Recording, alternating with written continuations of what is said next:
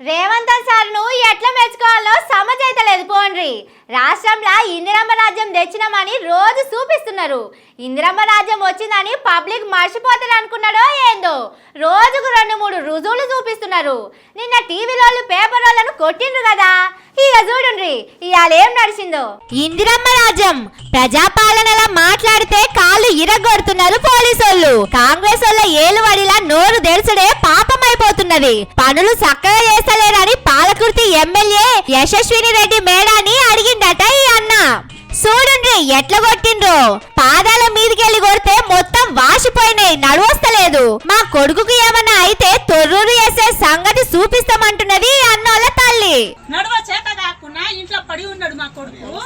ఇంతకన్నా చిత్రహించబెట్టి కొడతాడా మా ఎస్ఐ గారు? ఇంత ఏం దౌర్జన్యం చేసినావు, ఇంత ఏం తీసుకొచ్చినావు? ఎవరైనా దొంగతనం చేసుకొచ్చినావా? ఎవరైనా ఇల్లు వెళ్ళకొచ్చినావా? అందుకబట్టి ఎట్లా కొట్టిందా? మొదలా సేవ చేసుకుంటాడు, కాళ్ళ నడవ చేత కాకుండా ఇప్పుడు మంచంలో పడి ఉన్నాడు. ఎస్ఐ గారు నిన్న ఫోన్ గుంజుకున్నారు. ఇప్పుడు దాకా ఇన్ఫర్మేషన్ నాకు ఇచ్చినా మమ్మల్ని తెలియజేసిండా? మీ కొడుకు పోలీస్ స్టేషన్కి రావాలని మాకు తెలియజేసిండా సార్? మాకు తెలియజేయకుండా మా కొడుకుకి ఎట్లా కొట్టిండు అదే కావాలి. సిద్దిపేట కాడ వకీలునే కొట్టిండ్రు పోలీసోళ్ళు. ఓ కేసులా హైకోర్టు బెయిల్ ఇచ్చినా గానీ జైలుకు తీసుకుపోయే ప్రయత్నం చేసిండట పోలీసోళ్ళు. ఇదేందని అడిగిన వకీల్ రవికుమార్ ను ఏఎస్ఐ ఉమారెడ్డి రక్తం వచ్చేటట్టు కొట్టిండు.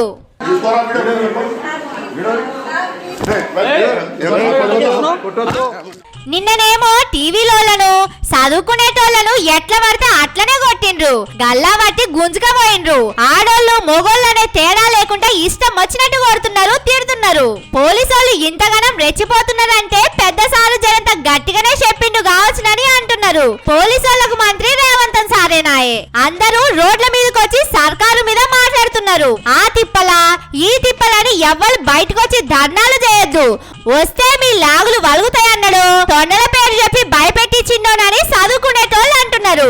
అందుకే పోలీసు వాళ్ళు ఇట్లా ఆలీలను చూడకుండా ఈయన మయ్యన జోపుతున్నారని మాట్లాడుకుంటున్నారు.